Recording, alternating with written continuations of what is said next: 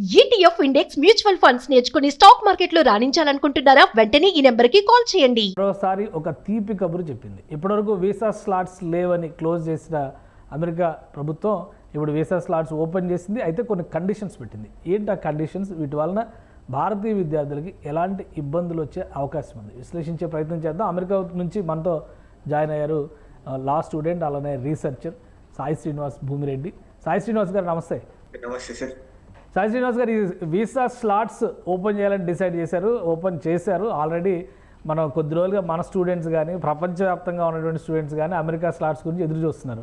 So ఈ open చేసినటువంటి దాని వలన ఎలాంటి ప్రయోజనాలు కలుగుతున్నాయి? ముందుగా ఇదంతా ఒక గత 3-4 నెలల నుండి మనం చాలా విపరీతమైన బ్యాడ్ న్యూస్ కానీ మన వాళ్ళందరూ హాస్టల్ ఎన్విరాన్మెంట్ లో ఉంటున్నారు, చాలా భయోందనగా క్రియేట్ అయింది అనుకున్న సందర్భంలో ఇదైతే ఒక మంచి న్యూస్ అనే చెప్పుకోవాలి సార్. సో గత ఆల్మోస్ట్ ఒక 3 వీక్స్ నుండి, అంటే May 27, 2025 నుండి ఈ వీసా స్లాట్స్ అనేది ఆపేయడం జరిగింది. అంటే ద రీజన్ ఏంటంటే, సో మీరు వినింటారు ఆల్రెడీ, హార్వర్డ్ యూనివర్సిటీ ఇష్యూ కానీ, లేకపోతే కొలంబియా కానీ, సో లేకపోతే ఇంటర్నేషనల్ స్టూడెంట్స్ ఈ ఇజ్రాయెల్ పాలిస్తాన్ ఇష్యూస్ లో ఎక్కువ ఇన్వాల్వ్ అయిపోయి ఈ కొంచెం యాంటీసెమిటిక్ నేచర్ ని కానీ, కొంచెం ఈ సో యుఎస్ ఎన్విరాన్మెంట్ కానీ, యుఎస్ సిటిజన్స్ కి కల్చర్ కి ఇవన్నీ కొంచెం ఏమైనా ఎఫెక్ట్ తీసుకొని వస్తున్నారు, ఫారిన్ ఇన్ఫ్లుయెన్స్ ని తీసుకొని వస్తున్నారు అన్న ఒక సందర్భంలో ఈ వీసా స్లాట్స్ అనేది ఆపేయడం జరిగింది సార్. అంటే దీన్ని ఆపేసినా సో కొనసాగించినా కానీ పెద్ద ప్రాబ్లం ఏమి ఉండదు. అంటే యూజువల్ గా రెగ్యులర్ ప్రాసెస్, కొన్ని రోజులు ఆపేస్తారు, మళ్ళీ కొన్ని రోజులు బ్రేక్ ఇస్తారు, అట్లా అనుకోవచ్చు. కానీ ఇక్కడ రైట్ నో ద కండిషన్ ఏంటంటే సార్, ఈ సోషల్ మీడియా వెట్టింగ్ అనేది చేస్తున్నారు సార్. అంటే దీని ద్వారా ఇది ఎలా సోషల్ మీడియా వెట్టింగ్ ఏంటి? కండిషన్స్ లో కూడా సోషల్ మీడియా వెట్టింగ్ కంపల్సరీ ఉంటుంది అని చెప్పని కండిషన్స్ లో కూడా పెట్టారు అంటున్నారు. ఏంటి అసలు దీన్ని ఏ విధంగా స్క్రూటినీ చేస్తారు? సో యూజువల్ గా ఇక్కడ DS 160 అనేది ఒకటి ఉంటుంది సార్. మనం ఏదైనా వీసా అపాయింట్మెంట్కి వెళ్ళినప్పుడు అక్కడ ఫామ్ ఫిల్అప్ చేయాలి. దాంట్లో పబ్లిక్ ప్రొఫైల్ అంటే సోషల్ మీడియా ప్రొఫైల్స్ అన్ని ఇవ్వడం జరుగుతుంది సార్. దాంట్లో ఒక 3-4 కండిషన్స్ ఇవ్వడం జరిగింది. అంటే ఫస్ట్ కండిషన్ ఏంటంటే, మీరు ఏదైనా యాంటీ టెర్రరిస్ట్ గ్రూప్స్ కానీ మీరు సపోర్ట్ చేసినట్టు, లేకపోతే నేషనల్ సెక్యూరిటీ కానీ మీరు థ్రెట్ ఉన్నట్టు, అట్లనే ఏదైనా hostile attitude towards the US citizens, culture, traditions and founding principles కి ఈ 4-5 కండిషన్స్ లో మీరు కనుక హాస్టైల్ ఎన్విరాన్మెంట్ చూపించినట్టయితే మీ వీసా డినై చేస్తామని చెప్పడం జరిగింది సార్. అంటే ఇప్పుడు నా ప్రాబ్లం ఏం లేదు సార్, అంటే ఎవరి ప్రాబ్లం అయినా ఒకటే సార్. ఇప్పుడు ఇజ్రాయెల్ పాలిస్తాన్ ఇష్యూలో వాళ్ళు క్లియర్ గా చెప్పారు, సో మీరు గాజాకి సపోర్ట్ చేసినా, పాలిస్తాన్కి సపోర్ట్ చేసినా మీరు యాంటీ సెమిటిక్ అని మీ వీసా రిజెక్ట్ చేస్తాము అంటే మీరు చూసుకుంటారు. సో రంజన్ శ్రీవాస్తవ అని ఒక అమ్మాయి, సో కొలంబియన్ యూనివర్సిటీ అమ్మాయి సెల్ఫ్ రిపోర్ట్ అయిపోయింది. So in the month of March. అలాంటి సందర్భం చాలా క్లియర్ గా అర్థమవుతుంది సార్. కానీ ఇప్పుడు ఇక్కడ ఏమంటారు, hostile attitude towards US citizens కానీ, ట్రెడిషన్స్ కానీ, కల్చర్ కానీ, యుఎస్ ఫౌండింగ్ ప్రిన్సిపల్స్, అంటే దీని మీనింగ్ ఏంటో అనేది అర్థం కావడం లేదు ఎవరికే కానీ. అంటే దీన్ని ఎలా ఇప్పుడు దీన్ని కంప్లీట్ గా ఇప్పుడు మనం ఏదైనా ట్రంప్ గురించి అగేన్స్ట్ గా మాట్లాడినా కానీ నా వీసా రిజెక్ట్ అయిపోతే నాకు నా వాక్ స్వేచ్ఛ ఎలా ఉంటది? సో మీరు అన్నట్టు చాలా సందర్భాల్లో కూడా అన్నా, సో అమెరికాకి వెళ్తే వాక్ స్వేచ్ఛ చాలా ఎక్కువ ఉంటది, అందుకే కదా అమెరికాకి వెళ్ళేది. అదే లేకపోతే మన పరిస్థితి ఏంటి అనేది. అవును అవును. కానీ ఒకటి అంటే, ఇప్పుడు మొన్న ఈ మధ్య హార్వర్డ్ యూనివర్సిటీలో జరిగిన ఇన్సిడెంట్స్ కానీ, మేఘా చేసినటువంటి కామెంట్స్ కానీ, ఈ పాలస్తీనా ఇజ్రాయెల్ ఇష్యూస్లో కూడా మన ఇండియన్ ఆరిజిన్ ఉన్నటువంటి పిల్లలు కానీ, స్టూడెంట్స్ కానీ, ఇక్కడి నుంచి వెళ్తున్న వాళ్ళు కానీ, వీళ్ళు కూడా ఇన్వాల్వ్ అవుతున్నారు, సింపథెటిక్గా ఉంటున్నారు అనే మెసేజ్ అయితే పబ్లిక్లోకి వెళ్ళింది. సో ఒక విధంగా ఇది కంట్రోల్ చేయడం ద్వారా అమెరికా ఎలాంటి ప్రయోజనం పొందాలనుకుంటుంది? ఇజ్రాయెల్ పాలస్తీనా అనేది నెవర్ ఎండింగ్, అది దాదాపు 70 ఏళ్ళగా చూస్తూనే ఉన్నాము, మళ్ళీ కొనసాగుతూనే ఉంది, ఎవరి స్టాండ్ వాళ్ళకు ఉంది. బట్ వీళ్ళు ఒపీనియన్ చెప్పినంత మాత్రం అమెరికాకి నష్టం జరుగుతుందని ఎందుకు భావిస్తుంది ప్రభుత్వం? అంటే మనం చాలా సందర్భం లాస్ట్ టైం కూడా ఈ హార్వర్డ్ ఇష్యూ ఇలా మాట్లాడినప్పుడు కూడా, సో ఇంకా ప్రాపర్ గా అంటే ఈ హమాజ్ అనేది ఒక టెర్రరిస్ట్ ఆర్గనైజేషన్ గా వీళ్ళు కన్సిడర్ చేస్తున్నారు సార్. సో అది వన్ ఆఫ్ ద రీజన్. అంటే వాళ్ళందరూ కంప్లీట్ గా ఈ టెర్రరిస్ట్ ఆర్గనైజేషన్స్ కానీ, లేకపోతే పాలిస్తానికి సపోర్ట్ చేయకూడదని చాలా క్లియర్ గా చెప్తాను. అండ్ నాకు తెలిసి వన్ మోర్ రీజన్ ఏంటంటే సార్, మీరు చాలా సందర్భాల్లో చైనా గురించి ట్రంప్ మాట్లాడేటప్పుడు, సో మీరు మా యూనివర్సిటీలో ఉన్న బెనిఫిట్స్ అన్ని పొందేసి మా దగ్గర ఉన్న రీసెర్చ్ అంతా మీరు దొంగతనం చేసి చైనాకి ఇస్తున్నారు, మీరు చైనా కమ్యూనిస్ట్ పార్టీకి సపోర్ట్ చేస్తున్నారు అనేది చాలా ఎలిగేషన్స్ చేస్తున్నారు. అది కూడా one of the reason sir. ఈ సోషల్ మీడియా వెట్టింగ్ అనేది ఏంటంటే సార్, అంటే నాకు అర్థమైనది, ఇప్పుడు మీకు లోపల మనసులో ఏదున్నా కానీ మీరు బయటికి చెప్పేది ఒకే ఒక ప్లాట్ఫామ్ ఎక్కడంటే సోషల్ మీడియాలో. అంటే మీ యాటిట్యూడ్ కానీ, మీ బిహేవియర్ కానీ, మీ ఐడియాలజీ కానీ, ఏదైనా కానీ బయటపడేది సోషల్ మీడియాలో. ఆ సందర్భంలో ఈ సోషల్ మీడియా వెట్టింగ్ ద్వారా వీళ్ళందరినీ క్యాచ్ చేస్తాడు సార్. అంటే ఇప్పుడు ఫర్ ఎగ్జాంపుల్ మీరు ఇప్పుడు కమ్యూనిస్ట్ పార్టీకి మీరు సపోర్ట్ చేసి వచ్చారు అనుకోండి, వీళ్ళు their capitalist almost against communist party.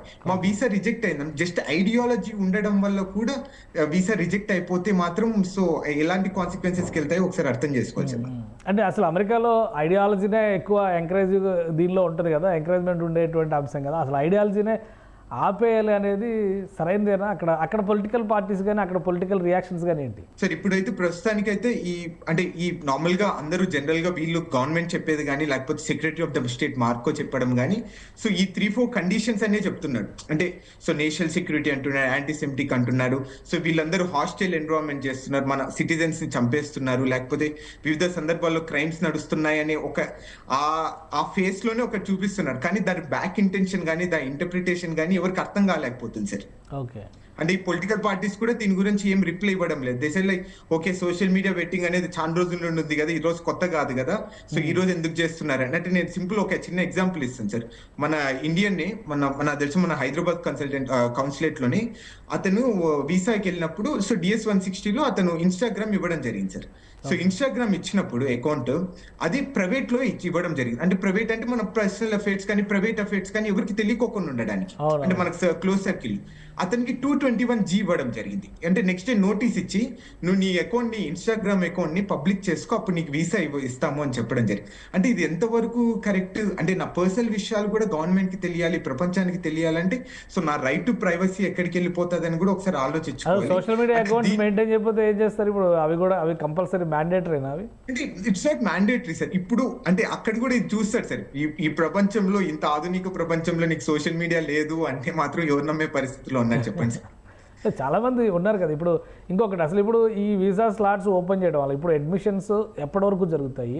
Only student కమ్యూనిటీకి మాత్రమే ఈ స్లాట్స్ వల్ల అడ్వాంటేజ్ ఉంటుందా? మిగతా వాళ్ళ పరిస్థితి అండి, ఇప్పుడు H-1Bకి ట్రై చేసేవాళ్ళు కానీ నార్మల్గా టూరిస్ట్ వీసాలు ట్రై చేసేవాళ్ళు కానీ వాళ్ళందరూ పరిస్థితి ఏంటి? యూజువల్ గా ఇప్పుడు ట్రంప్ ఆపేసిండేది ముగ్గురికే సార్. FMJ వీసాస్ అని ఉంటుంది, అంటే F for student, M for vocational training, అంటే ఏదైనా ఒక 3-4 నెలలు ట్రైనింగ్ చేయడానికి, J for doctorate sir, medical students కి. వీళ్ళ ముగ్గురికి ఒకటే ఆపేయడం జరిగింది సార్, మిగతా వాళ్ళందరికీ కంటిన్యూ అయిపోతుంది. దీని ద్వారా ఏమవుతుంది అంటే ఒకేసారి ఈ 3 వారాల తర్వాత ఓపెన్ చేయడం వల్ల విపరీతమైన బ్యాక్లాగ్స్ రావడం జరుగుతుంది సార్. అంటే ఇప్పుడు ఫర్ ఎగ్జాంపుల్ ఆగస్ట్ లో కాలేజ్కి వెళ్ళే వాళ్ళు మాత్రం వాళ్ళు చాలా మంది మిస్ అయ్యేటంటారు ఇప్పుడున్న పరిస్థితుల్లో, ఎందుకంటే విపరీతమైన డిమాండ్ ఉంది కదా సార్ వీసా స్లాట్స్ కి. అట్లనే మీరు అందరు చూసి ఉంటారు, ఈ కొంతమంది ఈ వీసా అపాయింట్మెంట్స్ బ్రోకర్స్ అనే వాళ్ళు కొంతమంది ఉంటారు, అంటే వీళ్ళందరూ స్లాట్స్ హోల్డ్ చేసుకుని వీళ్ళు మళ్ళీ అమ్మేస్తుంటారు. మనందరు మీరు కూడా వినింటారు చాలా సార్లు. సో వీళ్ళందరూ విపరీతంగా డబ్బులు సంపాదించుకుంటారు. అట్లనే వీళ్ళ ద్వారా కూడా మనం సో చాలా నష్టపోతామని అయితే నేను అనుకుంటున్నాను సార్. అట్లనే మన స్టూడెంట్స్ కూడా చాలా కేర్ఫుల్ గా, అంటే వాళ్ళ సొంత అకౌంట్స్ నుండే కానీ వీసా స్లాట్స్ కానీ వీసా అపాయింట్మెంట్స్ కానీ బుక్ చేసుకోవాలని ఈ సందర్భంగా కోరుకుంటున్నాను sir. Right. Thank you Sai Srinivas గారు విశ్లేషణ అందించినందుకు. ఇది స్టూడెంట్స్ వీసాస్కి సంబంధించి ఒక గుడ్ న్యూస్ చెప్పింది అమెరికా ప్రభుత్వం. ఇప్పుడు స్లాట్స్ ఓపెన్ చేశారు, అప్లై చేసిన వాళ్ళు ఇంటర్వ్యూ అపాయింట్మెంట్ కోసం ట్రై చేసుకోవచ్చు. ప్లస్ సోషల్ మీడియా వెట్టింగ్ పైన ఉన్న కండిషన్స్ మాత్రం అలాగే అమలు చేస్తున్నారు. మీ సోషల్ మీడియా అకౌంట్స్లో ఎలాంటి పోస్టులు పెడుతున్నారు, ఎవరినైనా దుమ్మెత్తిపోయడం, దూషించడం లాంటి చర్యలు, ముఖ్యంగా దేశాలకు సంబంధించినటువంటి అంశాలపైన మీ అభిప్రాయాలు చెప్పడం, ఇటువంటి అంశాలు కనుక ఉంటే ఇబ్బంది పడేటువంటి పరిస్థితులు ఉంటాయి. కాబట్టి ఇండియన్సే కాదు ఏ దేశానికి చెందిన వాళ్ళైనా కానీ ఈ సోషల్ మీడియా వెట్టింగ్ విషయంలో జాగ్రత్తగా ఉండాల్సిన అవసరం ఉందని అమెరికా వీసా స్లాట్స్కి అటెండ్ అయ్యేటువంటి వారి కోసం విశ్లేషిస్తున్నారు సాయి శ్రీనివాస్. ఇది స్పెషల్ డిస్కషన్. Keep watching.